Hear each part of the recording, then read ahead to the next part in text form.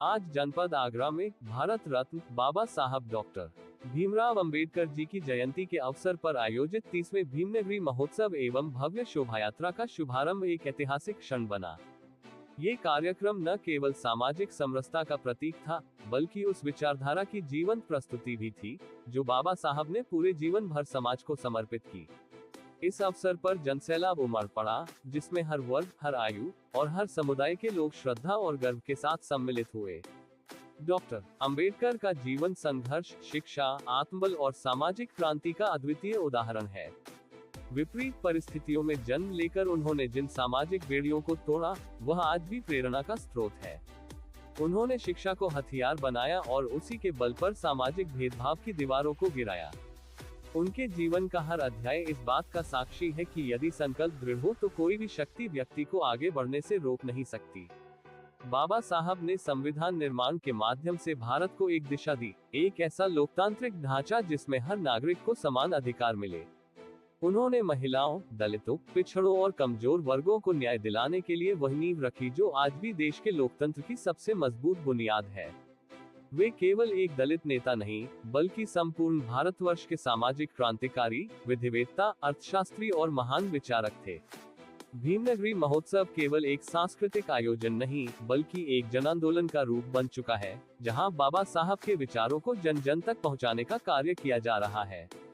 शोभायात्रा में शामिल झांकियां, नारों और समाज के विभिन्न वर्गों की सहभागिता ने ये साबित कर दिया कि बाबा साहब के विचार आज भी उतने ही प्रासंगिक हैं जितने उनके समय में थे। इस अवसर पर वक्ताओं ने उनके जीवन के विभिन्न पहलुओं पर प्रकाश डाला, चाहे वह अछूतों के लिए जल का अधिकार हो, मंदिर प्रवेश का आंदोलन हो या फिर शिक्षित बनो, संगठित रहो और संघर्ष करो का मंत्र। उनकी यही सीख आज भी युवाओं को समाज में अपनी पहचान बनाने की प्रेरणा देती है। हम सबका ये कर्तव्य है कि बाबा साहब के सपनों के भारत को साकार करने के लिए हम सामाजिक समरसता, समानता और न्याय के सिद्धांतों पर चले। उनके विचारों को केवल पुस्तकों में नहीं, बल्कि व्यवहार में उतारे। आज जब हम डॉक्टर भीमराव अंबेडकर की जयंती मना रहे हैं, ये केवल श्रद्धांजलि का अवसर नहीं है, बल्कि आत्ममंथन का भी समय है कि क्या हम उनके दिखाए रास्ते पर चल पा रहे हैं। क्या समाज में वह समता और सम्मान है जिसकी कल्पना बाबा साहब ने की थी। उनकी पावन स्मृतियों को कोटि कोटि नमन। उनका जीवन हर उस व्यक्ति के लिए दीपस्तंभ है जो अंधेरे से लड़कर उजाले की ओर बढ़ना चाहता है। योगी आदित्यनाथ जी, माननीय योगी आदित्यनाथ जी, बाबा साहेब, जब तक सूरज चांद रहेगा, जब तक सूरज चांद रहेगा। बहुत बहुत धन्यवाद सभी बाबा साहब के अनुयायियों से। मेरा योगी आदित्यनाथ जी, माननीय योगी आदित्यनाथ जी, बाबा साहेब, जब तक सूरज चांद रहेगा, जब तक सूरज चांद रहेगा। बहुत बहुत धन्यवाद सभी बाबा साहब के अनुयायियों से। मेरा अनुरोध है, अपने अपने स्थान पर बैठ जाएं। जिस पल का, जिस क्षण का हमें इंतजार था, हमारे भारत के सबसे बड़े सूबे उत्तर प्रदेश के बहुत ही यशस्वी मुख्यमंत्री आदरणीय योगी आदित्यनाथ जी हमारे बीच में आ चुके हैं। एक बार जोरदार तालियों के साथ साथियों स्वागत करें। बहुत बहुत धन्यवाद। अब मैं बड़े आदर और सम्मान के साथ माननीय मुख्यमंत्री जी से अनुरोध करूंगा कि बाबा साहब के प्रतिमा पर माल्यार्पण कर और दीप प्रज्वलन कर इस कार्यक्रम को विधिवत शुभारंभ करने का कष्ट करें। माननीय मुख्यमंत्री योगी आदित्यनाथ जी।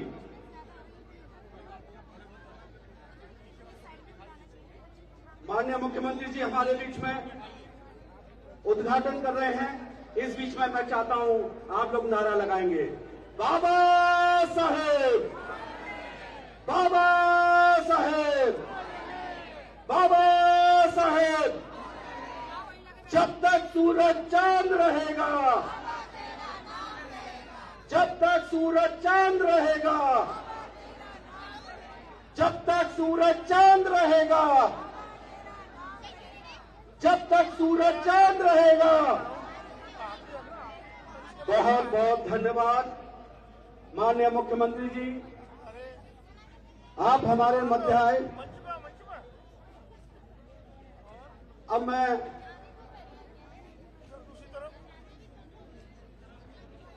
विशेष अनुरोध करना चाहूंगा केंद्रीय भीमनगरी आयोजन समिति के सम्मानित मुख्य संरक्षक आदरणीय बाबूजी करतार सिंह भारती जी आए और माननीय मुख्यमंत्री जी को बुके भेंट करके उनका स्वागत करेंगे। जोरदार तालियों के साथ साथियों आप भी सहयोग प्रदान करें।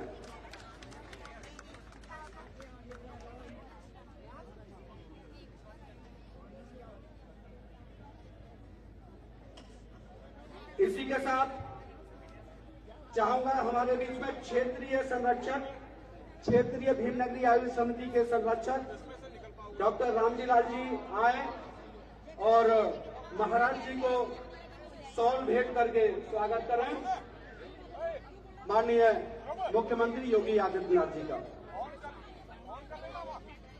साथियों आप तो ताली बजाएं।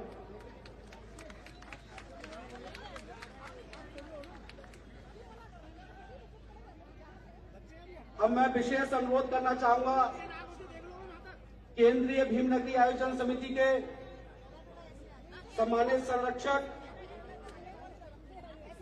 छामड़ी विधानसभा क्षेत्र के माननीय विधायक डॉक्टर जीएस धर्मेश जी और केंद्रीय भीमनगरी आयोजन समिति के सम्मानित अध्यक्ष बड़े भाई धर्मेंद्र सोनी जी महाराज जी को पगड़ी और मुकुट पहना करके स्वागत करेंगे।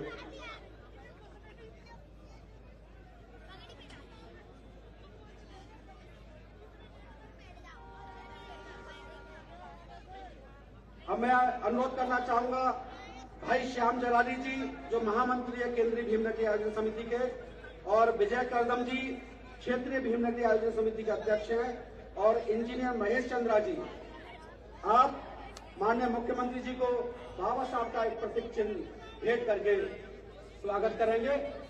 बाबा साहेब, बाबा साहेब, बाबा साहेब। बहुत बहुत धन्यवाद। स्वागत के लिए जो बच्चे तैयार हुए थे वो आए और स्टेज पर आए और अपना गायन प्रस्तुत करें।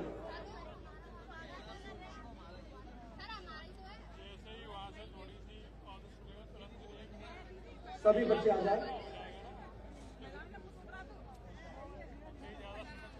महाराज जी अनुरोध करूंगा, ये बच्चे नन्हे मुन्ने बच्चे आपके आगमन के लिए बड़े दिनों से तैयारी कर रहे थे, आपके स्वागत में गाना तैयार किया है।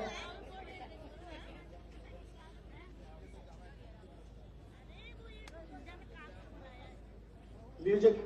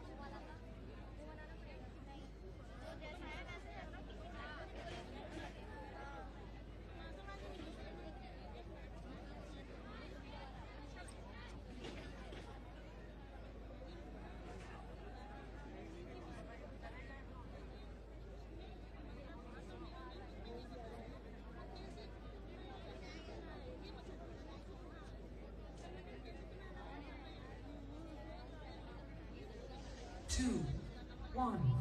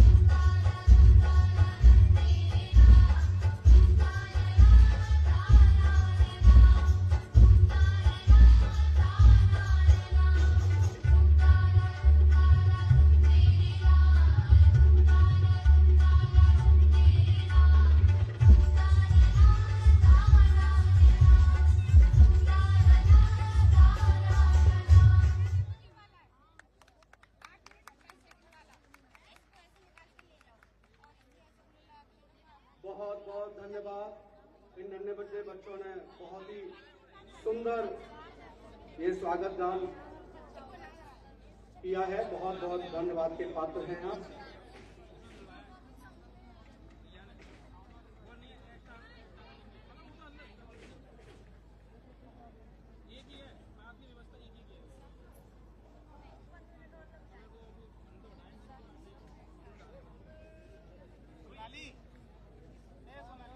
बहुत बहुत धन्यवाद। अब मैं आमंत्रित करना चाहता हूं। आगरा के लिए तो बहुत लोकप्रिय नाम है, वो किसी परिचय के मोहताज नहीं है। मैं बड़े आदर और सम्मान के साथ आमंत्रित करना चाहता हूं हमारे बीच उपस्थित माननीय राज्य मंत्री श्री असीम अरुण जी को कि वह आए हमारे बीच में उद्बोधन रखें। आप हमारे बीच आगरा में रहे हैं, आपकी कार्यशैली से सभी लोग परिचित हैं। वो बोले उससे पहले जोरदार आप नारा लगाएंगे, बाबा साहेब, बाबा साहेब। बहुत बहुत धन्यवाद। उपस्थित सभी साथियों को, वरिष्ठजन को, बच्चों को मेरी ओर से बहुत सारी शुभकामनाएं। हम लोग आज बाबा साहब की जयंती के अवसर पर एकत्रित हैं। मैं चाहूंगा एक बार बहुत जोरदार तरीके से बाबा साहब जैसे राष्ट्रभक्त को याद करेंगे। भारत माता की, और जोर से, भारत माता की। बाबा साहेब, बाबा साहेब, बाबा साहेब। बहुत बहुत धन्यवाद। आपके जोश से हम सबका जोश बढ़ जाता है। पुनः सभी का बहुत स्वागत। विशेष रूप से मंचासीन परम आदरणीय मुख्यमंत्री जी, आदरणीय योगी जी का आगरा में भीम नगरी में बहुत बहुत स्वागत। मैं चाहूंगा अपनी खुशी का इजहार जोरदार तालियों के साथ आदरणीय योगी जी का स्वागत करें। भीम नगरी के इस भव्य कार्यक्रम में हम सबका बहुत बड़ा सौभाग्य कि आदरणीय योगी जी ने हम लोग को समय दिया, आशीर्वाद दिया और आज इस महत्वपूर्ण पर्व पे हम लोग के साथ में खड़े हैं। मंचासीन हम सबकी बड़ी बहन आदरणीय बेबी रानी मौर्य जी, आदरणीय श्री एसपी सिंह बघेल भाई साहब, आदरणीय श्री धर्मेंद्र सोनी जी, हम सबके बड़े श्री करतार सिंह भारती जी, श्री जीएस धर्मेशी भाई साहब, मंचासीन उपस्थित सभी वरिष्ठजन। सबसे पहले मैं बधाई देना चाहता हूं हमारे प्यारे बच्चों को, जिन्होंने बहुत ही सुंदर प्रस्तुति अभी की, एक वंदना की और तिरंगे झंडे को लहराते हुए देख के बच्चों को इतना सुंदर कार्यक्रम प्रस्तुत करते हुए राष्ट्रभक्ति का भाव बढ़ चढ़ के जागृत हुआ। मैं एक और अनुरोध करूंगा, हमारे प्यारे बच्चों के लिए एक बार फिर से जोरदार तालियां हम सब बजाएं। मित्रों, हम सब जानते हैं कि बाबा साहब डॉक्टर भीमराव अंबेडकर का आगरा कई बार आना हुआ, लेकिन अंतिम बार बाबा साहब 1956 में आए 18 मार्च को। वो उनकी अंतिम यात्रा थी। शेड्यूल्ड कास्ट फेडरेशन का 15 अधिवेशन था। उनका वो भाषण बहुत प्रसिद्ध भी है, हम लोग उसको बार बार याद करते हैं। लेकिन उसके बाद मन भरता है कहते हुए कि फिर बाबा साहब की अस्थियों के ही दर्शन हम लोग को आगरा में हुए। जब माननीय मुख्यमंत्री जी लगभग इसी समय मार्च के महीने में पिछली बार आगरा आए थे, हम सब ने एक अनुरोध किया था कि बाबा साहब के नाम पे मेट्रो स्टेशन होना चाहिए और आदरणीय मुख्यमंत्री जी ने तुरंत उस बात को स्वीकार किया और बाबा साहब के नाम पे जो हम सब की मांग थी उसको पूरा किया। आदरणीय योगी जी नामकरण सम्मान के साथ साथ हमेशा इस बात के लिए चिंतित हैं कि किस तरीके से वंचितों को न्याय मिले। और बहुत ही सुंदर शब्दों में आप कहते हैं कि सम उन्नति के भाव के साथ हम सबको आगे बढ़ना है। एक और हम उत्तर प्रदेश के लिए $1 ट्रिलियन यानी हर परिवार की आय 4 गुना बढ़े, इसके लिए काम कर रहे हैं। लेकिन इसमें समुन्नति के भाव के साथ काम हो रहा है। कोई भी परिवार पीछे न छूटे। जो अंतिम पायदान पे है उनको बहुत तेजी से आगे लेकर के जाना है, तब हमारा ये उद्देश्य पूरा होगा। इसके लिए आदरणीय योगी जी काम कर रहे हैं, आपकी पूरी सरकार काम कर रही है। साथ साथ मित्रों, हमको सह अस्तित्व के भाव के साथ भी चलना है, जिसको भगवान महावीर ने कहा जियो और जीने दो। भगवान महावीर जी की जयंती भी हम लोग अभी मना रहे थे। और सह अस्तित्व की बात मैं करूं तो अपने बगल में मथुरा में एक घटना हुई थी। 2 बच्चियां जो अपने विवाह के लिए जा रही थी, ब्यूटी पार्लर से सज धज के आ रही थी, उनके साथ कुछ गुंडों ने मारपीट की, बदतमीजी की और पूरा कार्यक्रम उनका तहस नहस किया। आदरणीय योगी जी ने तुरंत पुलिस एक्शन लिया, कार्रवाई की और वो सारे गुंडे जेल गए। लेकिन आपने ये भी कहा पुलिस एक्शन तो हो गया, इसमें सोशल एक्शन की भी जरूरत है। और 15-20 दिन के अंदर वो कार्यक्रम दोबारा संपन्न हुआ। सभी समाज के लोग वहां पे गए, मुझको भी आदेश हुआ, मैं भी गया और पुनः वो विवाह संपन्न हुआ। मुझको विश्वास है कि ऐसे सामाजिक एक्शन के साथ, ऐसे सामाजिक निर्देश के साथ, एक उदाहरण के साथ अब कभी उस क्षेत्र में दोबारा ऐसी गुंडागर्दी नहीं होगी। लेकिन साथ साथ ये भी मैं अनुरोध करूंगा कि हमको सह अस्तित्व का भाव स्वीकारना है। किसी के लिए कोई कड़वी बात बोलने की जरूरत नहीं है। अपने महापुरुष का हम सम्मान करते हैं, बाबा साहब का हम सम्मान करते हैं, लेकिन किसी और को बुरी बात बोले ये भी अच्छी बात नहीं है। सबका सम्मान करना है। और बाबा साहब आज ऊपर से हमको देख रहे होंगे तो इस बात से बहुत प्रसन्न होंगे कि यहीं आगरा में, जिसके ऊपर उनका बहुत प्यार था, उनके स्मरण में हम सब इकट्ठे हैं और सब समाज के लोग इकट्ठे होकर के उनको याद कर रहे हैं। और मैं अपनी बात को समाप्त करने से पहले धन्यवाद देना चाहता हूं आदरणीय मुख्यमंत्री को एक बार फिर से कि जितने भी हमारे अनुसूचित जाति जनजाति छात्रावास हैं, ये मरम्मत इनकी नहीं हुई थी, राह देख रहे थे सुधार की। आदरणीय योगी जी ने 100 करोड़ रुपए पिछले वित्तीय वर्ष में दिए, काम चल रहा है और 100 करोड़ इस बार और दिए हैं। हमारा खंदारी का कोचिंग हो, अन्य छात्रावास है, आप देख रहे हैं सबका रंग रोगन सुंदरता होती जा रही है। इसके लिए भी मैं हृदय से बहुत बहुत धन्यवाद देता हूं। हम लोग हमारा स्वाभिमान, हमारा संविधान, हमारा स्वाभिमान कार्यक्रम भी मना रहे हैं। ये 15 दिन के मुख्य कार्यक्रम है, वैसे पूरे साल चल रहा है, उसके लिए भी मेरी बहुत बहुत शुभकामनाएं। आए हुए सभी अतिथियों का पुनः बहुत बहुत स्वागत, आदरणीय मुख्यमंत्री जी का बहुत बहुत स्वागत, बहुत बहुत धन्यवाद। जय भीम, जय भारत। बहुत बहुत धन्यवाद आदरणीय श्री आसिम अरुण जी। अब बेहद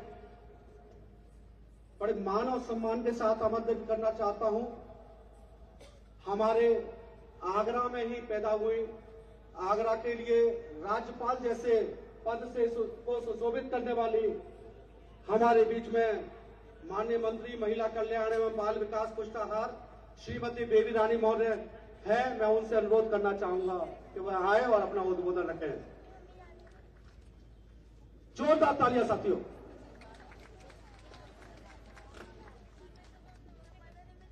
आज बाबा साहब की 134वीं जन्म दिवस के अवसर पर हम सबके बीच में उत्तर प्रदेश के मुखिया, गरीब दलित महिलाओं की पीड़ा को समझने वाले हमारे मुख्यमंत्री आदरणीय योगी आदित्यनाथ जी, उनको मैं प्रणाम करती हूँ।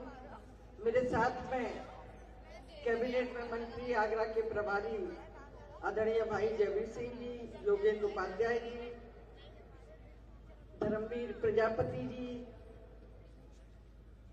और सभी मथुरा से आए हमारे विधायक जी पुरुषोत्तम खंडेलवाल जी, हमारे दोनों सांसद जी चाहर साहब और बघेल साहब, नवीन जैन जी राज्यसभा के सदस्य हैं, आगरा की मेयर हैं और ये अंबेडकर नगरी और भीम नगरी को सजाने वाले सभी मेरे वरिष्ठ भाइयों और बहनों।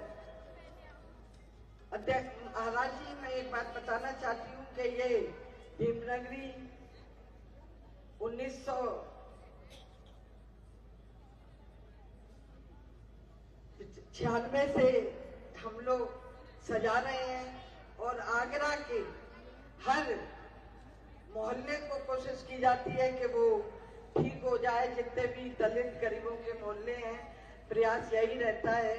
तो इस कार्य के लिए भीम नगरी के जो आयोजक हैं बहुत ही तन मन धन से इसमें सेवा करते हैं और सभी लोग मिलकर, डॉक्टर जी एस धर्मेश जी भी इस आयोजन समिति में रहते हैं, उनके भी योगदान बहुत रहता है। और यहाँ उपस्थित मेरे सभी भाइयों, मंच पर आसीन जितने भी भाई बहन बैठे हैं, नाम लूंगी तो बहुत देर होगी, तो सभी का मैं अभिनंदन स्वागत करती हूँ। यहाँ बैठे सभी मेरे भाइयों और बहनों, मैं बाबा साहब के विषय में केवल एक जानकारी देना चाहती हूँ कि बाबा भीमराव अंबेडकर जिन्होंने जितना भी अपमान सहा था, जितना भी जिल्लत सही थी, जितना भी उस रूप में उन्होंने विष पिया था, लेकिन हम सबको संविधान रच के अमृत देके गए हैं और उस अमृत के ही कारण जो भी आरक्षण में है, जो भी संविधान में है, महिलाओं के लिए, दलित, कुचले, पिछड़े और बच्चे सबके लिए जो वो अधिकार देके गए हैं, महिला नारी सशक्तिकरण का जो वो उसमें लिख के गए हैं, आज वो सारे काम हमारे आदरणीय प्रधानमंत्री जी और मुख्यमंत्री जी दोनों मिलकर पूरा कर रहे हैं। मुख्यमंत्री जी की तो बात ही क्या, इनके हृदय में इतनी मतलब करुणा है, अगर इनके पास कोई भी विषय लेके जाओ तो तुरंत कहते हैं नहीं नहीं ये होना ही चाहिए, इस काम को कराओ हुए भी रानी जी। और मैं जिस विभाग से आती हूँ, महिला कल्याण बाल पुरस्कार, उसमें यही काम है। सब महिलाएं हमारी बेचारी जो असमय विधवा हो जाती है, उन्हें वेतन पेंशन देने का काम, जो बच्चे हमारे भोजन उन्हें ठीक से मिले जिससे वो स्वस्थ रहे, वो सारे काम कभी भी महाराज जी मना नहीं करते, उन सारे कामों को पूर्ण करते हैं।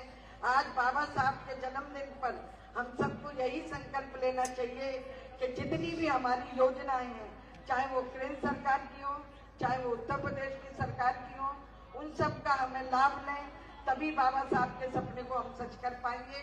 उन्होंने जो कहा है शिक्षित बनो,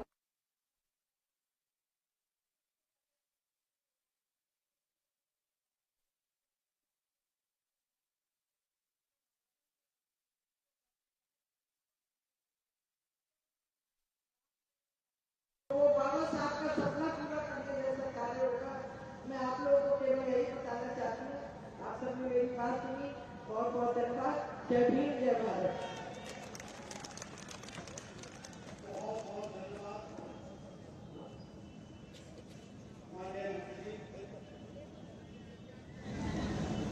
मैं बड़े आदर के साथ आमंत्रित करना चाहता हूं हमारे बीच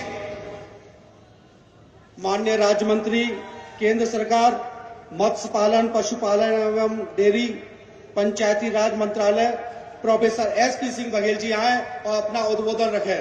वो बोले उनसे पहले मैं चाहूंगा जोरदार नारा लगाए, बाबा साहेब, बाबा साहेब। धन्यवाद। बाबा साहेब, बाबा साहेब, जब तक सूरज चांद रहेगा, जब तक सूरज चांद रहेगा, इस देश के करोड़ों गरीबों, किसानों, दलितों, पिछड़ों, अल्पसंख्यकों, मेहनतकश मजदूरों के मसीहा परम पूज्य बोधसत्व भारत रत्न बाबा साहब भीमराव अंबेडकर जी की जन्म जयंती के इस भीम नगरी के मंच पर आज मुख्य अतिथि और उद्घाटनकर्ता उत्तर प्रदेश के यशस्वी, तपस्वी, जानदार, शानदार मुख्यमंत्री आदरणीय महाराज जी, उत्तर प्रदेश सरकार में कैबिनेट मंत्री श्री स्वतंत्र देव सिंह जी, श्री जयवीर सिंह जी, श्रीमती बेबी रानी मौर्य जी, श्री धर्मवीर प्रजापति जी, हमारे जिले के प्रभारी मंत्री ठाकुर जयवीर सिंह जी, हमारी मेयर साहिबा हेमलता दिवाकर जी, असीम अरोड़ साहब, उत्तर प्रदेश सरकार के मंत्री, हमारे जिला पंचायत अध्यक्षा जी, समस्त विधायक जी, हमारे साथी सांसद नवीन जैन साहब, चौहान साहब और भीम नगरी आयोजन समिति के केंद्रीय समिति के अध्यक्ष, हम सबके लिए बहुत आदरणीय श्री करतार सिंह भारती जी, श्री रामजी लाल जी, डॉक्टर धर्मेश जी,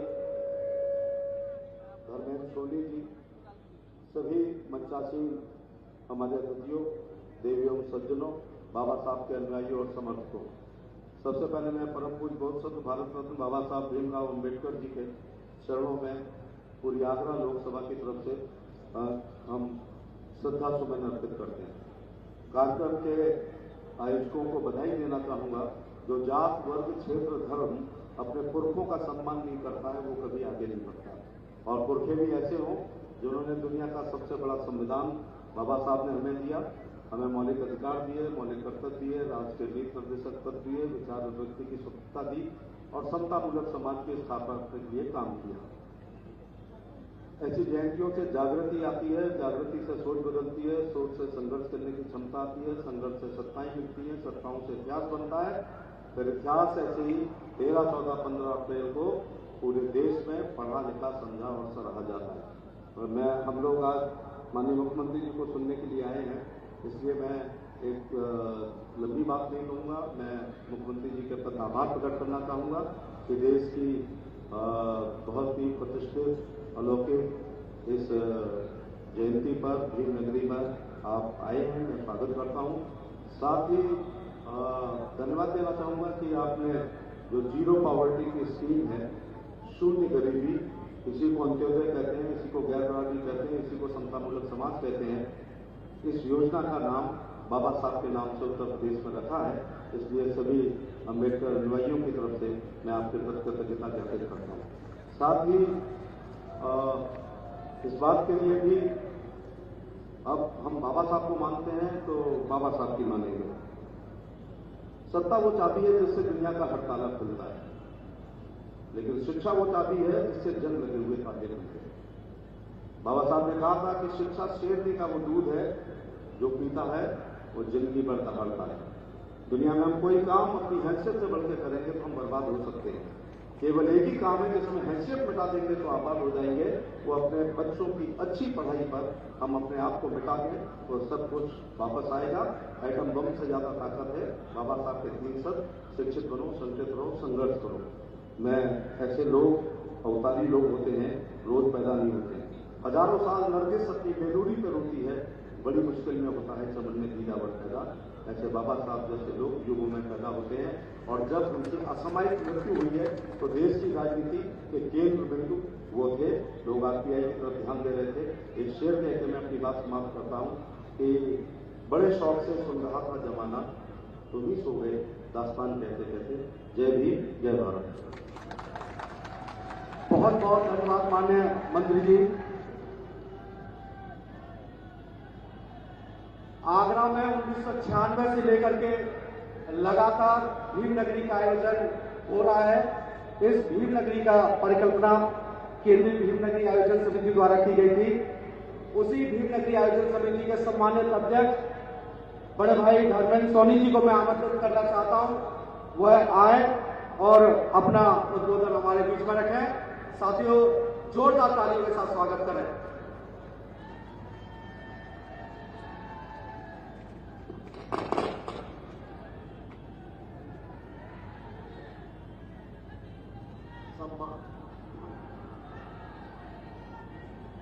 संविधान के रचयिता, करोड़ों करोड़ तो दलितों की मसीहा, परम पूज्य बाबा साहब डॉक्टर भीमराव अम्बेडकर, जिनकी 134वीं जन्म जयंती हम लोग मना रहे हैं।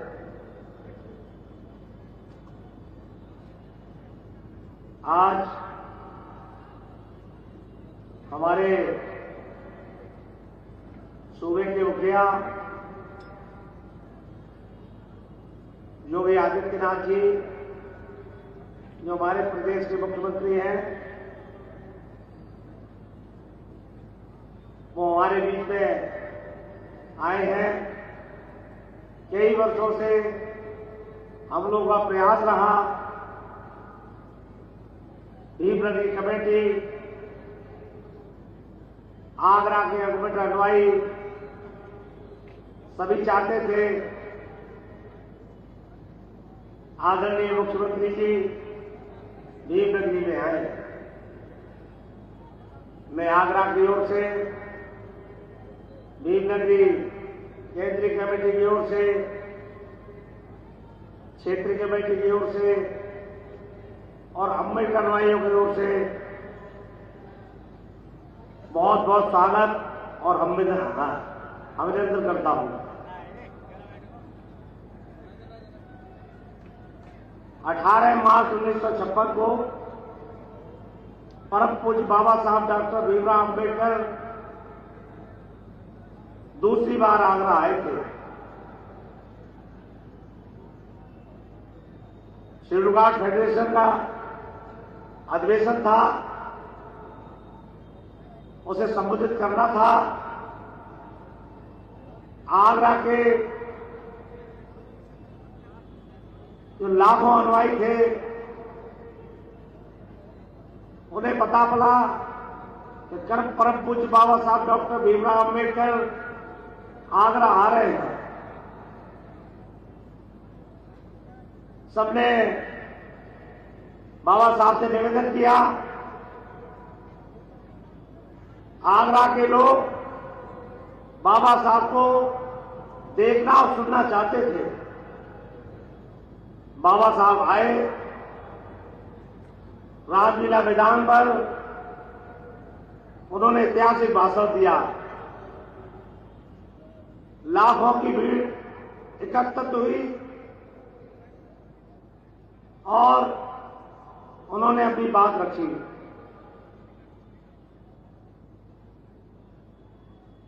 जब तक पूरे देश में ये पता चल चुका था कि बाबा साहब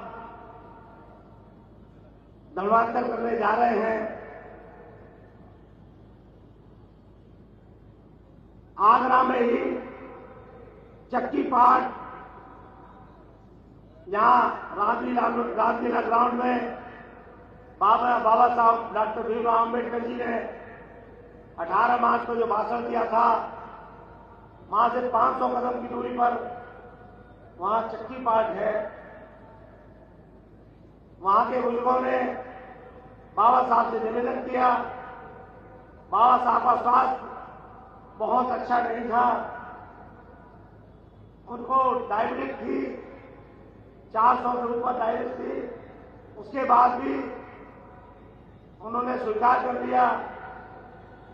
जब उनसे कहा गया कि हम लोग तथागत भगवान बुद्ध की प्रतिमा स्थापित करना चाहते हैं, और बाबा साहब बात मान के उन्होंने प्रतिमा स्थापित की, और आज उस जगह को पूर्व दैव ध्यान कहते हैं।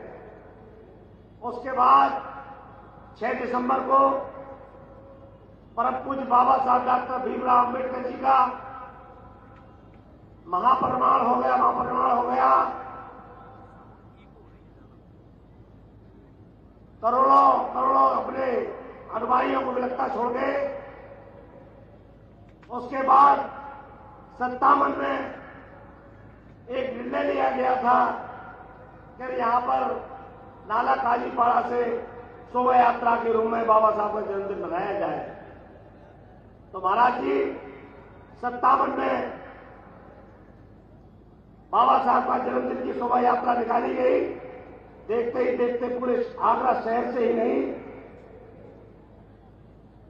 आसपास के जिलों से झांकियां सम्मिलित होने लगी। उसके बाद 96 में हमने भीम नदी का आयोजन चालू किया। आज 30वीं भीम नदी हम लोग बना रहे हैं, और हर बार भीम नदी का स्थान चेंज होता है। 15 तारीख को भीम नदी का उद्घाटन होता है।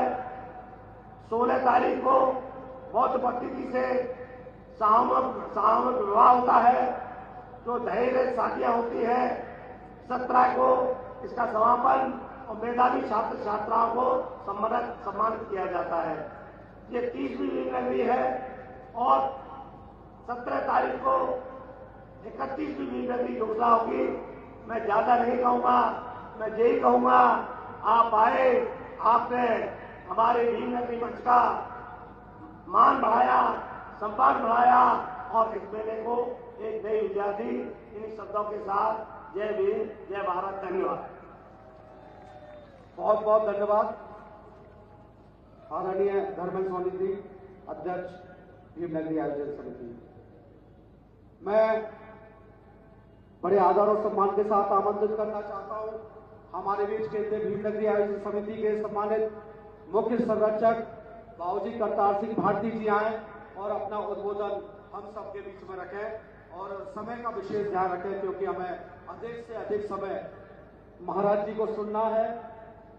आगरा वासियों के लिए वो क्या संदेश दे रहे हैं हमें उन्हें सुनना है, तो शॉर्ट नहीं, वो अपना उद्बोधन रखेंगे।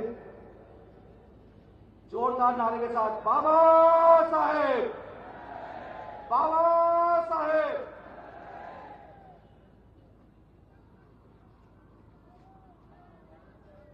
बहुत ही सम्मान के योग्य माननीय मुख्यमंत्री जी, अम्बेडकर जयंती एवं वीर नगरी समारोह आगरा पंजीकृत 15 अप्रैल 2025 के शुभ अवसर पर परम आदरणीय माननीय योगी आदित्यनाथ जी सम्मानित मुख्यमंत्री उत्तर प्रदेश शासन की सेवा में अभिनंदन पत्र। परम श्रद्धेय, आपका संपूर्ण जीवन समाज सेवा, धर्मपरायणता एवं मानवीय तथा जनकल्याणकारी कार्यों के लिए समर्पित रहा है। आप शैशव काल से ही धर्म प्रेम के रूप में विख्यात हैं। आपने समाज उत्थान के लिए जो कार्य संपन्न किए हैं, उससे संपूर्ण मानव समाज को एक नई दिशा मिली है। आपके विलक्षणकारी सत्कर्मों ने मानव जीवन के हृदय पर एक छाप छोड़ी है।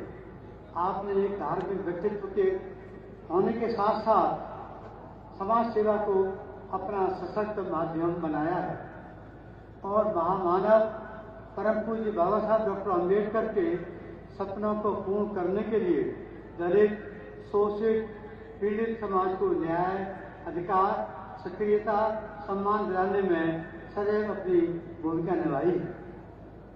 मानवर, आपने आगरा किला पर डॉक्टर अम्बेडकर चौक मेट्रो स्टेशन की स्थापना करके एक महान कार्य किया है। हम सब अम्बेडकर अनुयायी सदैव आपके ऋणी रहेंगे।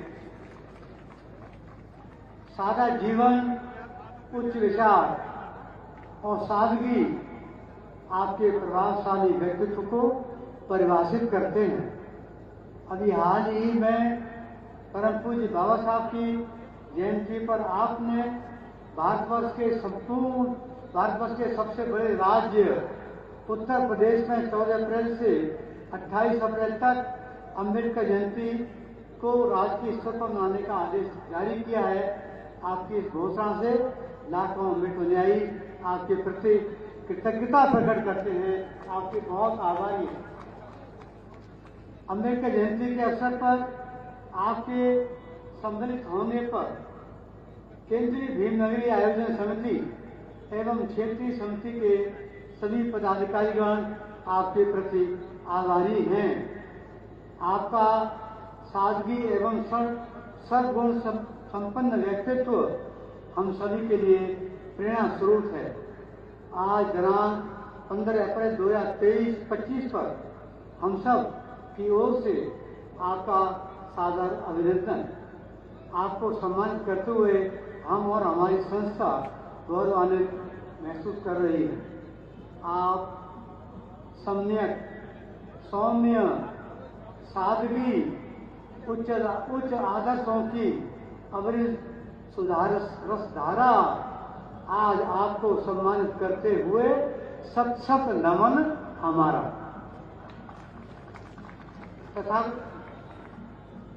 तथागत भगवान बुद्ध से मंगल कामना है कि आपको निरोग एवं चिर आयु प्रदान करें। हम सब आगरा के अम्बेडकर अनुयायी इस अवसर पर आपका हार्दिक अभिनंदन करते हैं और एक छोटी सी निवेदन भी करते हैं कि आप पूरे प्रदेश के करोड़ों बच्चों के लिए शुरू से ही प्रश्नशील रहे हैं। हम चाहते हैं, हम सभी लाखों लोग चाहते हैं कि आप आगरा में एक बहुत ही विशाल अम्बेडकर भवन के नाम से उसका निर्माण कराएं। यहाँ पर शिक्षा प्रतिशत हों, यात्री यहाँ पर रुकें। यहाँ पर बाबा साहब का जो कल्चरल प्रोग्राम है वो हमेशा देते रहें। इसके साथ साथ ये भी निवेदन करूँगा कि जैसे सोनी जी ने कहा कि बाबा साहब आगरा में 18 मार्च को पधारे थे। बाबा साहब ने यहाँ पर सपत्नी तथागत भगवान की प्रतिमा भी स्थापित की थी। यहाँ पर डॉक्टर अम्बेडकर मार्ग भी चौधरी चरण सिंह जी ने 1967 में स्थापित किया है।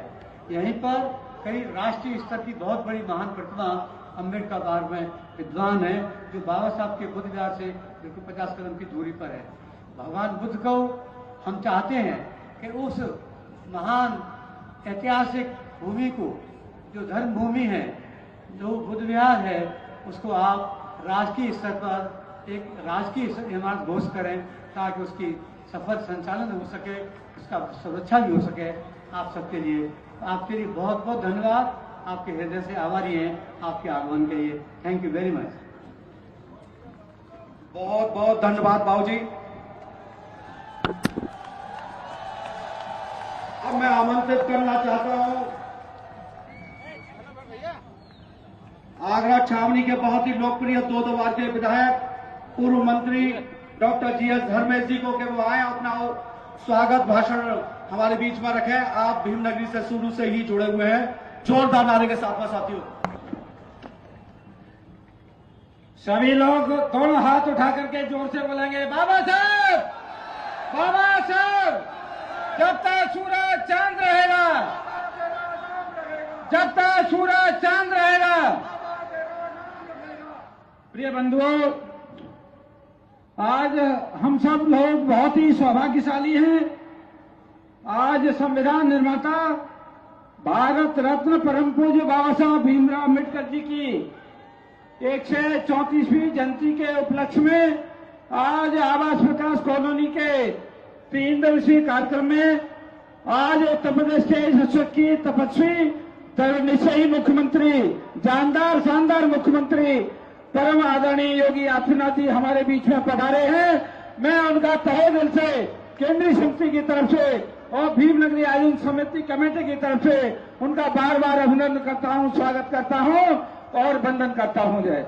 और मैं माननीय मुख्यमंत्री जी से कहना आपको याद दिलाना चाहता हूं कि 2021 में और 22 में माननीय मुख्यमंत्री जी ने भीमनगरी में आने के लिए अनुमति दी थी, लेकिन कोरोना की वजह से माननीय मुख्यमंत्री जी का आना नहीं हुआ।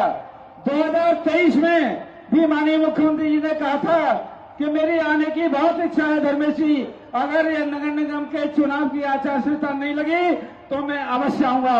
लेकिन हमारा दुर्भाग्य था 15 अप्रैल को उनको आना था और 12 अप्रैल को नगर निगम के चुनाव की आचार संहिता लग गई थी। लेकिन आज हमारे बीच में आए हैं, हमारे लिए बहुत सौभाग्य का दिन है। मैं माननीय मुख्यमंत्री जी का पुनः अभिनंदन वंदन करते हुए उनको सीधे आमंत्रित करता हूं कि वो आए और हम सब लोगों का मार्गदर्शन करने की कृपा करें। माननीय योगी नाथ बाबा साहेब, बाबा साहेब। मैं चाहता हूं बाबा साहब के अनुयायियों, आप मोबाइल की टॉर्च जला करके महाराज जी का स्वागत करेंगे और नारे लगाएंगे बाबा साहेब, बाबा साहेब। जब तक सूरज चांद रहेगा, जब तक सूरज चांद रहेगा। बहुत बहुत धन्यवाद महाराज जी।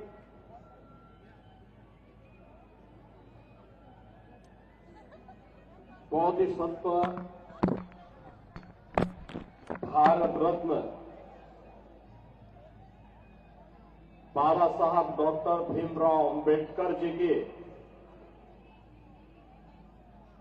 पावन जयंती के अवसर पर आगरा की इस ऐतिहासिक भीमनगरी में आयोजित जयंती समारोह कार्यक्रम में उपस्थित आगरा के लोकप्रिय सांसद और केंद्रीय मंत्री माननीय प्रोफेसर एसपी सिंह बघेल जी,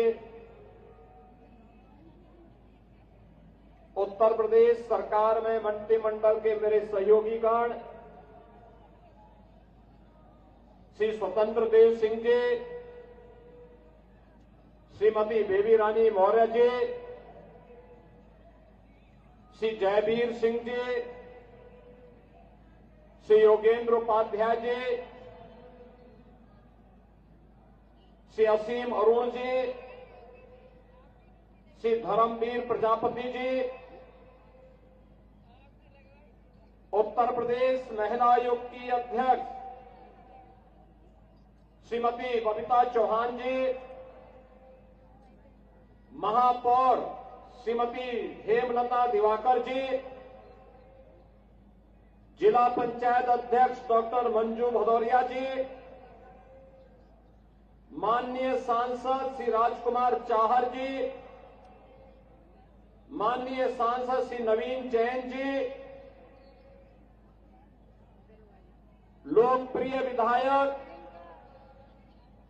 और इस भीमनगरी केंद्रीय समिति के संरक्षक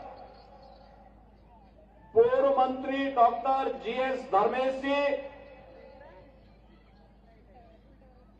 सभी माननीय जनप्रतिनिधिगण,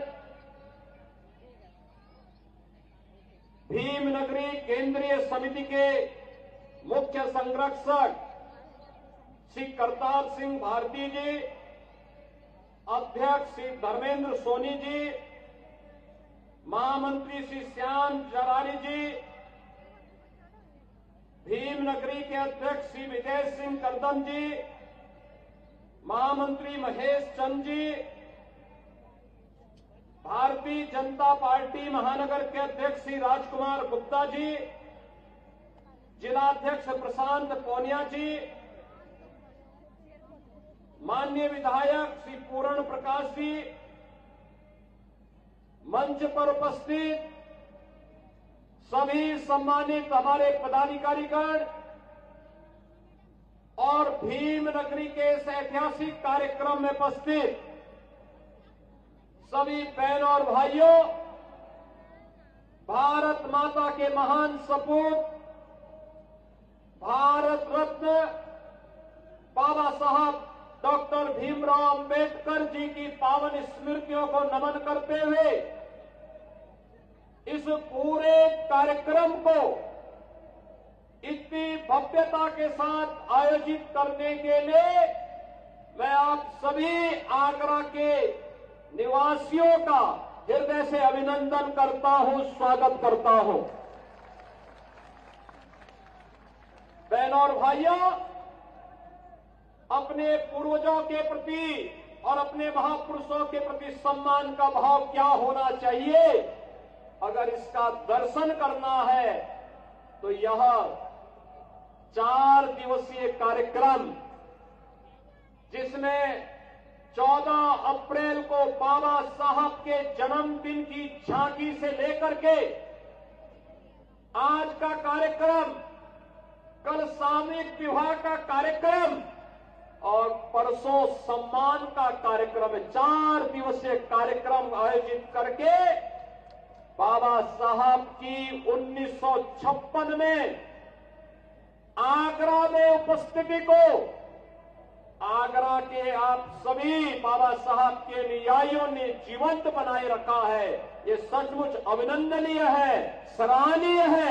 मैं आयोजन समिति के साथ साथ बाबा साहब के आप सभी अनुयायियों को हृदय से साधुवाद देता हूं, आप सबका हृदय से अभिनंदन करता हूं।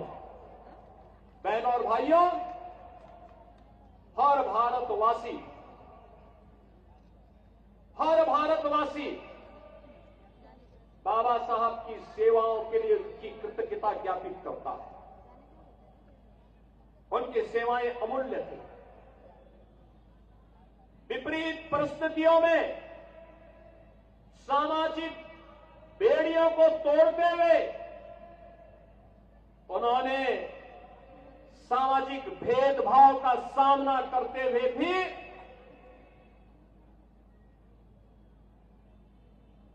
शून्य से शिखर तक की यात्रा की थी। ये संघर्षों की यात्रा है। और याद रखना, यही तो भगवान बुद्ध ने हमें प्रेरणा दी है। यही तपस्या है। संघर्षों से तपा हुआ व्यक्ति, संघर्षों से पला हुआ व्यक्ति, संघर्षों से ही बढ़ा हुआ व्यक्ति ही सिद्धि को प्राप्त करता है। और सिद्धि की इस पराकाष्ठा को, मानव से महामानव बनने की इस यात्रा को बाबा साहब ने अपने संघर्षों से अर्जित करके न केवल भारत के अंदर वंचितों, दलितों, गरीबों के लिए, बल्कि समाज के लिए एक प्रेरणा पुरुष बन करके, एक मार्गदर्शक बन करके उनके जीवन को उज्ज्वल बनाने का राह दिखाया। बल्कि विश्व मानवता के अंदर जहां कहीं भी भेदभाव है, जहां कहीं भी दबी कुंचित आवाजें हैं, उन दमित लोगों को उनकी आवाज को आवाज देने का कार्य अगर किसी व्यक्ति के जीवन के माध्यम से एक प्रेरणा बन पाती है तो नाम होता है बाबा साहब डॉक्टर भीमराव अंबेडकर का। और यही कारण है बहनों और भाइयों, यह देश बाबा साहब को भारत के संविधान के शिल्पी के रूप में, भारत के संविधान के निर्माता के रूप में स्मरण करता है। और यह वर्ष इसलिए भी महत्वपूर्ण है, यह वर्ष इसलिए भी महत्वपूर्ण है, भारत के संविधान को लागू हुए 75 वर्ष पूरे हुए हैं। यानी बाबा साहब के द्वारा बनाए गए संविधान को लागू करने के 75 वर्ष पूर्ण होने के उपलक्ष्य में आज मुझे भी भीम नगरी में बाबा साहब के स्मृति में आयोजित इस भव्य कार्यक्रम के साथ जुड़ने का सौभाग्य प्राप्त हो रहा है। मैं इसके लिए आयोजन समिति को, श्री GS धर्मेश जी को और यहां के सभी माननीय जनप्रतिनिधियों को हृदय से धन्यवाद देता हूं। बहनों और भाइयों, बाबा साहब जब 18 मार्च 1956 को आगरा में आए थे, उन्होंने आगरा के अपने अनुयायियों से एक बात कही थी। उन्होंने कहा था कि मैंने संघर्ष किया है, एक रास्ता दिखाया है, अब इसे मंजिल तक ले जाने का दायित्व मैं आपको सौंप रहा हूं। लेकिन ये रास्ता कहां से जाता है? उन्होंने कहा था शिक्षित बनो, अपने बच्चों को शिक्षित बनाओ। शिक्षा के प्रति उनका आग्रह, शिक्षा के प्रति उनका आग्रह, और उस आग्रह को आगे बढ़ाने के लिए आज सरकारें कार्य कर रही हैं। उन्होंने कहा था संगठित रहो, अपने हक के लिए लड़ो, लेकिन अंधभक्त बनकर के नहीं, सही और गलत की पहचान करके आप आगे बढ़िए, अपना मार्ग प्रशस्त करिए। बाबा साहब भीमराव अंबेडकर जैसा महान व्यक्तित्व हमारे लिए एक प्रेरणा है। और जो बात उन्होंने 1956 में इस आगरा में कही थी, आज भी कोटि कोटि नागरिकों के लिए, वंचितों के लिए, दलितों के लिए, गरीबों के लिए एक मार्गदर्शक के रूप में। बहनों और भाइयों, आज जब हम लोग बात करते हैं बाबा साहब भीमराव अंबेडकर जी के, तो याद करना, जो भी भारत के संविधान का अपमान करता है, जो भी बाबा साहब भीमराव अंबेडकर के द्वारा बनाए गए संविधान का अपमान करता है, इसका मतलब वे बाबा साहब की अवमानना कर रहे हैं। और हमें ऐसे लोगों को बर्दाश्त नहीं करना चाहिए। बाबा साहब भीमराव अंबेडकर के द्वारा बनाया गया संविधान अपने 75 वर्षों की शानदार यात्रा को लेकर के आगे बढ़ा है। उत्तर से दक्षिण तक, पूरब से पश्चिम तक पूरे भारत को एकता के सूत्र में बांधा है। भारत के प्रत्येक नागरिक को दुनिया के अंदर बड़े बड़े देश हैं, शक्तिशाली देश हैं, लोकतंत्र का वे लोग तमाम प्रकार की घोषणाएं करते हैं, लेकिन उन्होंने अपने यहां अश्वेतों को, दलितों को अपना मताधिकार का उपयोग करने की स्वतंत्रता नहीं दी थी। लेकिन बाबा साहब भीमराव अंबेडकर जी के द्वारा बनाए गए संविधान ने पहले आम चुनाव से ही हर गरीब को, हर वंचित को, हर दलित को अपना मत को उपयोग करने की पूरी स्वतंत्रता दी है। और भारत के बड़े से बड़े व्यक्ति से लेकर के एक गरीब से गरीब व्यक्ति तक, हर दलित को, हर वंचित को अपना मताधिकार के उपयोग करने की स्वतंत्रता अगर किसी ने दी है तो ये बाबा साहब भीमराव अंबेडकर के द्वारा प्राप्त हो पाया और भारत दुनिया के अंदर सबसे बड़ा लोकतंत्र के रूप में अपने आप को स्थापित कर पाया। बहनों और भाइयों, इंग्लैंड जैसा देश, अमेरिका जैसा देश अपने यहां महिलाओं को मत देने का अधिकार भारत से बाद में दिया है। हमारे यहां 1952 में जब पहला चुनाव हुआ था, तभी से महिलाओं को भी पुरुषों के समान अपना वोट का उपयोग करने की पूरी स्वतंत्रता देता है।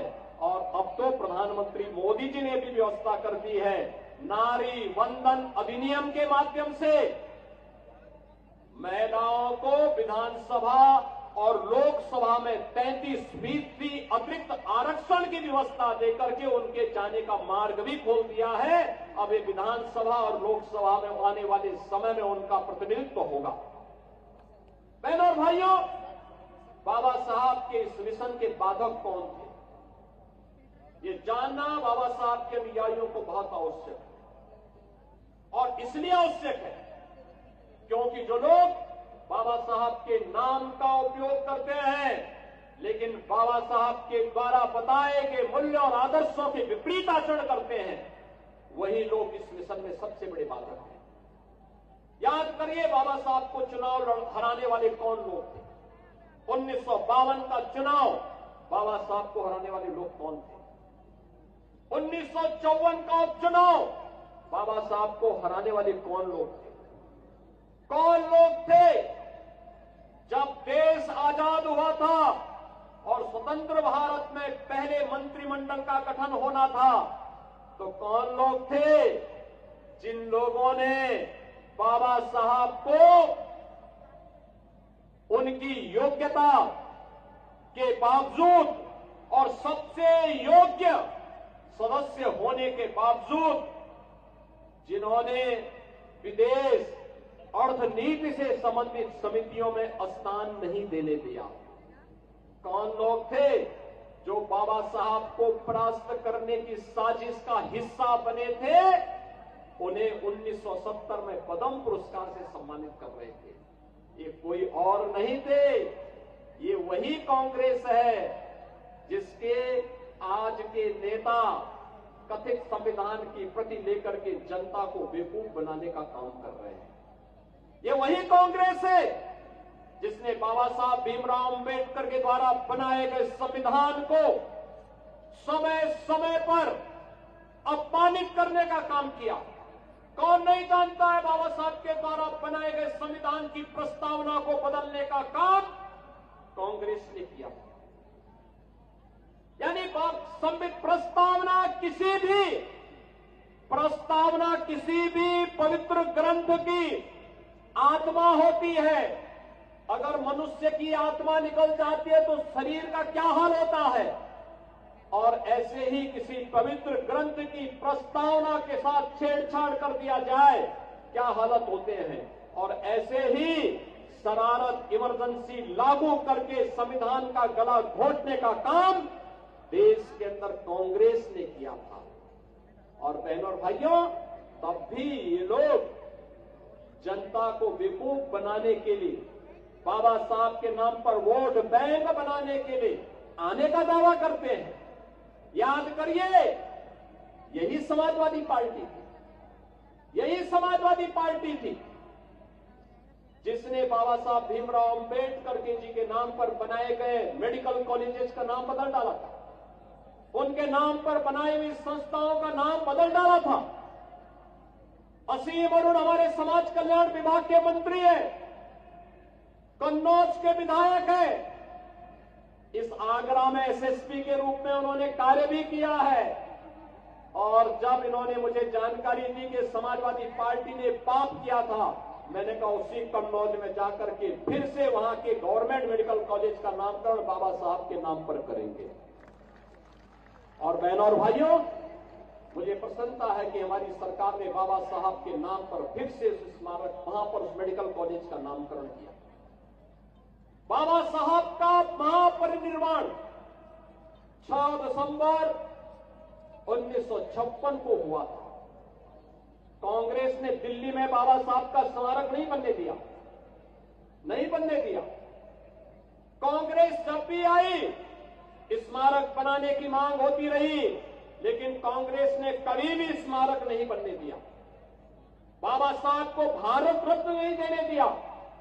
कांग्रेस की पीढ़ियों के लिए तमाम कांग्रेस के नेहरू गांधी परिवार के सदस्यों के लिए 50-50 एकड़ के स्मारक बनाए गए, लेकिन बाबा साहब के नाम पर 1 इंच जमीन भी इन्होंने कांग्रेस ने दिल्ली में नहीं देने दी गई। बाबा साहब को के लिए भारत रत्न देने का काम तब हुआ जब श्रद्धेय अटल बिहारी वाजपेयी जी के द्वारा, भारतीय जनता पार्टी के द्वारा दिल्ली के अंदर सरकार को समर्थन किया जा रहा था। तब बाबा साहब को भारत रत्न से सम्मानित किया गया। जब बाबा साहब को दिल्ली में स्मारक बनना था, कांग्रेस व्यवधान डाल रही थी। भारतीय जनता पार्टी के सहयोग से बाबा साहब का दिल्ली में भव्य स्मारक बन पाया। बाबा साहब की जन्मभूमि मऊ मध्य प्रदेश हो, बाबा साहब के द्वारा उच्च शिक्षा इंग्लैंड के जिस भवन में ली गई थी, इंग्लैंड के इस भवन को बाबा साहब के स्मारक के साथ साथ भारत से जाने वाले अनुसूचित जाति जनजाति के छात्रों के लिए उच्च शिक्षा का अध्ययन का केंद्र बनाने और स्कॉलरशिप की व्यवस्था ये प्रधानमंत्री मोदी जी के द्वारा किया गया। नागपुर में बाबा साहब की दीक्षा भूमि में भव्य स्मारक बनाने का काम प्रधानमंत्री मोदी जी के नेतृत्व में भारतीय जनता पार्टी ने की।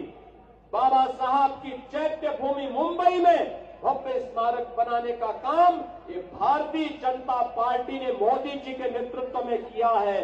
मोदी जी के नेतृत्व में पंच तीर्थ बाबा साहब के नाम पर बनाने का काम किया है। और इसीलिए मैं आपसे कहने के लिए आया हूं कि बहनों और भाइयों, बाबा साहब हमारे लिए एक प्रेरणा है, वे युग प्रवर्तक हैं। भारत के संविधान के शिल्पी होने के साथ साथ एक भारत श्रेष्ठ भारत के शिल्पी के रूप में उन्होंने जो प्रेरणा दी है, आज उसी प्रेरणा से प्रेरित होकर के ये डबल इंजन की सरकार कार्य कर रही है। आपने देखा होगा, जिन गरीबों के लिए, वंचितों के लिए, दलितों के लिए बाबा साहब ने आरक्षण की बात की थी, उस आरक्षण को लगातार कंटिन्यू रखने के लिए गरीबों को, दलितों को उनका हक मिले, अनुसूचित जाति जनजाति के छात्रों को उनका स्कॉलरशिप का अधिकार मिले। याद करिए, 15-16 में अनुसूचित जाति जनजाति के छात्रों के स्कॉलरशिप को प्रदेश में समाजवादी पार्टी ने रोक दिया था। जब 17 में हम लोग आए, मैंने पूछा ये छात्रवृत्ति क्यों रोकी गई? उन्होंने कहा समाजवादी पार्टी की सरकार ने रोका है। मैंने कहा इसका प्रावधान करिए और एक साथ रिलीज कर दीजिए, जिससे हर गरीब छात्र को, हर दलित छात्र को, अनुसूचित जाति जनजाति के हर छात्र को स्कॉलरशिप का पैसा मिल सके। और बहनों और भाइयों, मैं आप सबको ये कहने के लिए आज आया हूं यहां पर, लखनऊ में बाबा साहब की स्मृति को जीवंत बनाए रखने के लिए, अनुसूचित जाति जनजाति के छात्रों के लिए एक भव्य स्थल बने, वहां पे शोध हो, बाबा साहब के दर्शन पर शोध हो और उच्च शिक्षा अर्जित करने के लिए स्कॉलरशिप की व्यवस्था हो। डॉक्टर भीमराव अंबेडकर महासभा के साथ मिलकर के हम लोग एक भव्य स्मारक बनाने का काम लखनऊ में कर रहे हैं। और आज मैं यही कहने के लिए आपको भी आया हूं, लखनऊ में बुद्ध विहार में भी एक भव्य स्मारक बनाने का काम हमारी सरकार यहां पे भी करने जा रही है। आगरा में भी हम लोग करेंगे। ये केवल स्मारक नहीं होगा, बाबा साहब के जीवन दर्शन पर आधारित होगा, भगवान बुद्ध की शिक्षाओं पर आधारित होगा, बाबा साहब के दर्शन पर शोध का एक केंद्र बनेगा और उच्च शिक्षा के लिए स्कॉलरशिप की विशेष व्यवस्था के लिए भी स्मारक के साथ साथ छात्रावास की व्यवस्था वहां पर दे करके उन छात्रों को जो लोग बाबा साहब के दर्शन पर कार्य करेंगे, उनकी समाज नीति पर, उनकी विदेश नीति पर, उनकी अर्थनीति पर कार्य करेंगे, उनको आगे बढ़ाने का कार्य भी इस केंद्र के माध्यम से हम लोग आगरा से भी आगे बढ़ाएंगे। बहनों और भाइयों, उत्तर प्रदेश में डबल इंजन की ये सरकार प्रधानमंत्री मोदी जी की गारंटी के अंतर्गत हमने लखनऊ में कल ही घोषणा की है, जीरो पॉवर्टी के लक्ष्य को प्राप्त करने के लिए, हर गरीब के जीवन को उन्नत बनाने के लिए हम लोग एक अभियान को आगे बढ़ा रहे हैं। और मैंने इस बात को कहा है कि जीरो पॉवर्टी का हमारा ये मिशन बाबा साहब के प्रति समर्पित होगा, बाबा साहब के नाम पर जाना जाएगा। इसके तहत उस हर गरीब को, जिस गरीब के पास जमीन नहीं होगा, जमीन का पट्टा देने का काम, जिसके पास मकान नहीं होगा, मकान देने का काम, जिस गरीब के पास राशन कार्ड नहीं होगा, राशन देने का काम, जिसके पास आयुष्मान का कार्ड नहीं होगा, आयुष्मान का कार्ड, जिसके पास पेंशन की सुविधा नहीं, उसको पेंशन देने का काम, जिसके पास रोजगार नहीं होगा, उसको नौकरी या रोजगार देने का काम, जिसके पास जो सुविधा नहीं होगी, उसको सुविधा देने का काम जीरो पॉवर्टी के अंतर्गत सरकार करने जा रही है। और ये सभी कार्य बाबा साहब के नाम पर होंगे, बाबा साहब को समर्पित होंगे। लाखों लोग इससे प्रेरित होंगे। आपने पिछले 10 वर्ष में प्रधानमंत्री मोदी जी के नेतृत्व में बदलते हुए भारत को देखा है। आपने देखा होगा, भारत दुनिया के अंदर, दुनिया की आबादी 800 करोड़ से अधिक है। 800 करोड़ में से 140 करोड़ का भारत है। 140 करोड़ अकेले भारत में, 800 करोड़ में अकेले भारत एक देश है। अकेला भारत एक देश है जहां पर कोविड कालखंड से 80 करोड़ लोगों को फ्री में राशन की सुविधा का लाभ प्रधानमंत्री मोदी जी दे रहे हैं। 50 करोड़ लोगों को आयुष्मान भारत के अंतर्गत 5 लाख रुपए की सुविधा प्रधानमंत्री मोदी जी दे रहे हैं। 12 करोड़ गरीबों के घर में एक शौचालय बनाने का काम हुआ है। 12 करोड़ घरों में उज्ज्वला योजना का कनेक्शन पहुंचा है। याद करिए, प्रधानमंत्री मोदी जी के नेतृत्व में 4 करोड़ गरीबों के मकान बन गए हैं और अब जीरो पॉवर्टी के अंतर्गत हर गरीब के लिए उसका आवास होगा, उसके लिए रोजगार की गारंटी होगी, उसके सम्मान की व्यवस्था होगी। और अब यह क्रम आगे बढ़ रहा है और यही क्रम तो बाबा साहब के सपनों को साकार करने का कार्यक्रम है। यही कार्यक्रम है। आपने देखा होगा, जब देश के अंदर नई संसद बनी थी, नई संसद में बाबा साहब के द्वारा बनाए गए संविधान की मूल प्रति को अपने सिर में लेकर के प्रधानमंत्री मोदी जी ने सबसे पहले संसद भवन में स्थापित करने का काम किया था और बाबा साहब के इन सपनों को साकार करने के संकल्प के साथ पूरी संसद को कहा था कि बाबा साहब का सपना तब साकार होगा जब हर गरीब के जीवन में, हर दलित और वंचित के जीवन में हम व्यापक परिवर्तन का काम करेंगे। बहनों और भाइयों, आज मैं आपके बीच आया हूं आपसे यही कहने के लिए। अब आगरा में रहते हैं, याद करिए, एक भारत है 80 करोड़ लोगों को फ्री में राशन की सुविधा का लाभ दे रहा है और दूसरी तरफ पाकिस्तान है, 1 जून रोटी के लिए लोग तरस रहे हैं। पाकिस्तान के हालात क्या हैं, किसी से छुपा हुआ नहीं है। ये लोग जो गुमराह करने के लिए आते हैं, इनका मुंह बंद हो जाता है बांग्लादेश के अंदर हिंदुओं पर होने वाले अत्याचार पर। याद करिए, बांग्लादेश के अंदर वो हिंदू कौन है? बहनों और भाइयों, ये कोई और नहीं, ये सभी दलित और गरीब हिंदू वहां पर है, वही अत्याचार का शिकार होता है।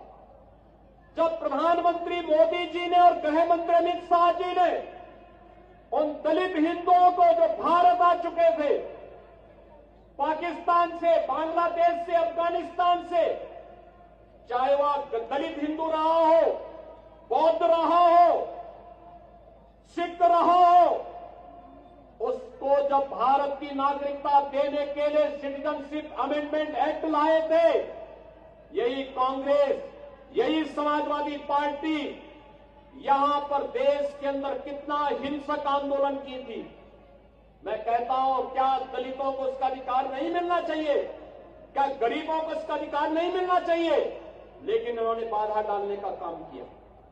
इन्होंने उस समय आंदोलन किए, हिंसा की, व्यापारिक प्रतिष्ठानों को जलाने का काम किया। महीनों महीनों इन्होंने व्यवस्था को तोड़ने का, उसको बिगाड़ने का काम किया था। लेकिन तब भी हम आभारी हैं प्रधानमंत्री मोदी जी के, उनके दृढ़ इच्छा शक्ति के कारण आज बांग्लादेश और पाकिस्तान से निकाले गए उन गरीब और वंचित हिंदुओं को आज भारत की नागरिकता देने का काम सिटीजनशिप अमेंडमेंट एक्ट के माध्यम से हो पा रहा है। लेकिन बहनों और भाइयों, आपने बांग्लादेश के अंदर हुए अत्याचार को देखा होगा। कांग्रेस मौन, समाजवादी पार्टी मौन, टीएमसी मौन, आरजेडी मौन, अन्य दल मौन। केवल भारतीय जनता पार्टी ने कहा था कि बांग्लादेश के हिंदुओं पे अत्याचार नहीं होना चाहिए। ये बांग्लादेश में हिंदू कौन है? बहनों और भाइयों, ये सभी दलित हिंदू है, दमित हिंदू है। ये वहां पर रह गए हैं, लगातार उनकी संख्या कम हो रही है। लेकिन चूंकि वह पीड़ित हिंदू इनका वोट बैंक नहीं है, इसलिए उसके पक्ष में लोग आवाज नहीं उठाएंगे, उसके लिए नहीं बोलेंगे। आप पिछले एक सप्ताह से देख रहे होंगे, पिछले एक सप्ताह से आप पश्चिमी बंगाल के अंदर का नजारा देख रहे होंगे। पश्चिमी बंगाल के अंदर कैसे गरीबों को, दलित हिंदुओं को कैसे दंगों का शिकार बनाया जा रहा है। समाजवादी पार्टी मौन है, कांग्रेस मौन है, और ममता दीदी को ये दंगाई शांति दूत दिखाई दे रहे हैं। बहनों और भाइयों, ये शांति दूत नहीं, ये दंगाई है। और दंगाइयों का जवाब तो केवल डंडा हो सकता है, उनके लिए अपील काम नहीं करेगी। और उन दंगाइयों से सख्ती से निपटने का काम वहां पे किए जाने की आवश्यकता है, सख्ती से करने की आवश्यकता है।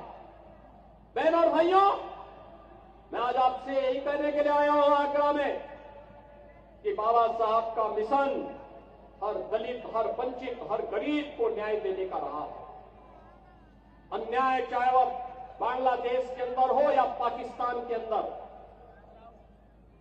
या फिर किसी अन्य किसी भी स्थान पर, उसके खिलाफ आवाज उठनी चाहिए, अन्याय के खिलाफ आवाज उठनी चाहिए। ये बाबा साहब की प्रेरणा रही है। संगठित होकर के आवाज उठनी चाहिए, ये बाबा साहब की प्रेरणा रही है। और उसी प्रेरणा के लिए आज आप सबका आह्वान करने के लिए मैं आपके बीच आया हूं। सरकार आपके साथ होगी, आपके सुख दुख में डबल इंजन की सरकार सहभागी बनेगी।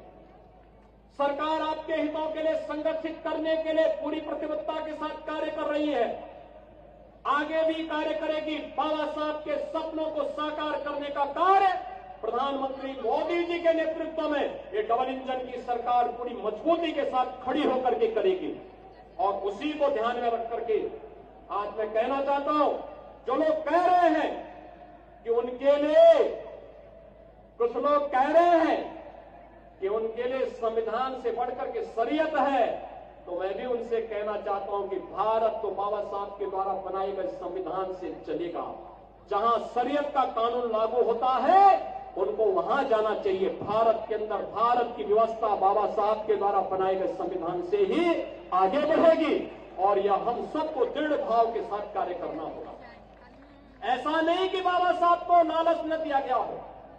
याद करिए, जब हैदराबाद के निजाम ने बाबा साहब को लालच देने का काम किया था और वहां पर उनके रजाकारों ने वहां के दलितों पर, वहां के दलितों पर, वहां के हिंदुओं पर अत्याचार करना प्रारंभ किया था, तब बाबा साहब ने बहुत स्पष्टता के साथ हैदराबाद रियासत से जुड़े हुए सभी दलितों को, वंचितों को और हिंदुओं को पत्र लिखा था और उनका आह्वान किया था कि किसी भी हालत में निजाम के दबाव में आने की आवश्यकता नहीं। धर्मांतरण मत करना, इस्लाम मत स्वीकार करना, आवश्यकता पड़ती तो छोड़ करके महाराष्ट्र की तरफ आप आ जाइए, लेकिन इनके दबाव में काम मत करना। और बहनों और भाइयों, अंततः निजाम को भारत छोड़ करके भागना पड़ा। आज हैदराबाद रियासत भारत का हिस्सा बनी हुई है। बहनों और भाइयों, ऐसे ही जूनागढ़ का नवाब भी करता था। आज जूनागढ़ के नवाब को भी भारत छोड़ करके भागना पड़ा था। और इसीलिए जब बाबा साहब की 135वीं जयंती कार्यक्रम में भीमनगरी के इस भव्य कार्यक्रम में हम लोग जुड़े हुए हैं, सचमुच आयोजन समिति के लोग इस बात के लिए धन्यवाद के पात्र हैं कि 1956 से लेकर के लगातार 96 तक और 96 से लेकर के अब तक देश के अंदर के तमाम महानुभावों को अलग अलग समय में इन्होंने आमंत्रित करके बाबा साहब के सपने को साकार करने का काम किया है। आज के इस अवसर पर एक बार फिर से मैं आप सभी के प्रति अपनी शुभकामनाएं देता हूं और विश्वास करता हूं कि बाबा साहब के इन सपनों को साकार करने के लिए आप सभी प्राणपण से जुटेंगे। आप सब मेरे साथ बोलेंगे, भारत माता की। दोनों हाथ ला करके बोलेंगे, भारत माता की, भारत माता की। बाबा साहब, बाबा साहब, बाबा साहब, वंदे वंदे वंदे। बहुत बहुत धन्यवाद। मैं सभी आगरा के अम्बेडकर अनुयायियों से कहना चाहूंगा, महाराज जी का धन्यवाद ज्ञापित कर रहे हैं। मोबाइल की टॉर्च जला करके महाराज जी का धन्यवाद ज्ञापित करने का काम करेंगे। साथियों, सभी लोग मोबाइल की टॉर्च जला लें।